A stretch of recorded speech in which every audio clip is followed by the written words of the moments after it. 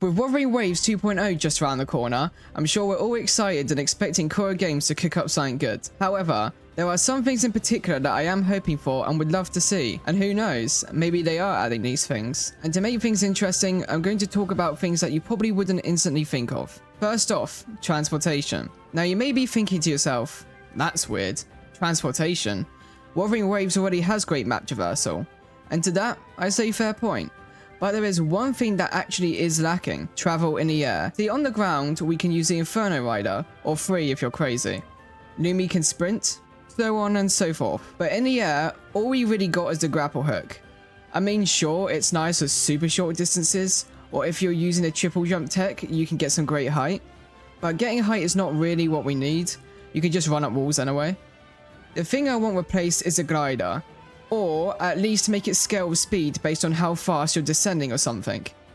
Better yet though, just give us wings. I feel like that would spice up the way air travel works in a really nice way. I don't want better air travel to be connected to a character, because that would induce FOMO. I also wouldn't want it on an Echo because it's a hassle to have equipped, and having to swap it out when you want to engage in combat is extremely annoying. Battle Pass. I bet you didn't expect me to come up with this, huh? The Battle Pass is kind of a weird one. I'm going to ignore the free tab, mainly because, well, it's free.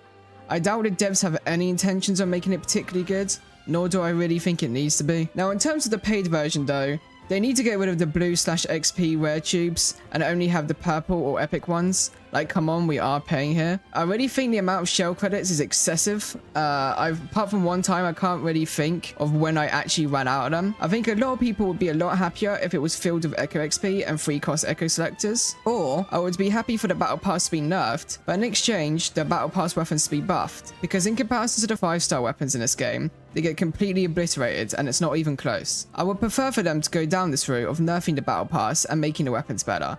I know it's a 4-star weapon, but since most people who buy the Battle Pass do so every patch, the weapon being the main appeal, making the weapon better would be much better in exchange for nerfing the miscellaneous random stuff we get instead. They don't have to make the main stats better, but making the passive better would be nice. That way refining it would be more worth it. I don't know anyone who actually buys the fully upgraded Battle Pass just for the weapon refinement, honestly. Or a much more unlikely way is they could make the Battle Pass weapon a 5-star with better crit rate, then make the passive mediocre. That way, at least it's a solid stat stick. Any buff would be nice, but the current power difference is a little bit silly in my opinion. Subscribe!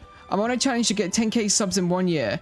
Ambitious, I know, but there's no point in setting low goals. I promise my videos will only get better. The data bank. Since patch 1.1, I think most people, including myself, forgot this thing even existed. Once you reach level 21, it's never really used again. Now, what could they actually do with this?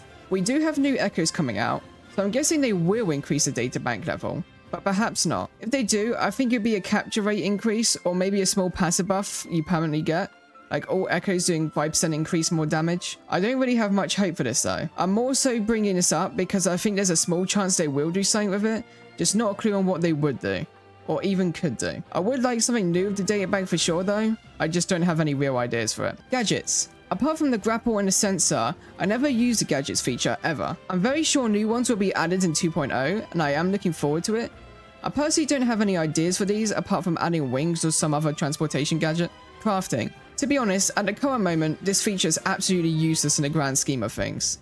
More things need to be added for this to actually have a purpose, which I do think they will do. Otherwise, they may as well just remove it right now. Just make some weapons that are actually worth building, or add new materials that actually do something useful. Cooking. There's nothing all that particularly wrong with this current feature, but I suspect they will add some new recipes, hopefully ones that affect movement speed or airspeed. I think in terms of combat and echo related business though, it's quite good as it is. And finally, endgame content. Do I even need to say anything? One of Wuthering Waves' biggest problems is lack of endgame content.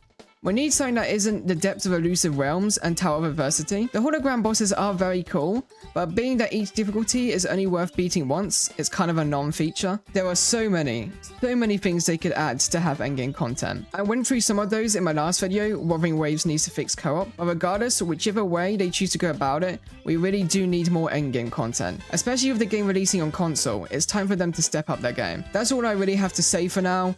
As usual, like and subscribe if you enjoyed the video, dislike and subscribe so you can hate watch my next video. Either way, just leave some form of engagement, and yeah, I'll see you in the next video. Akos out.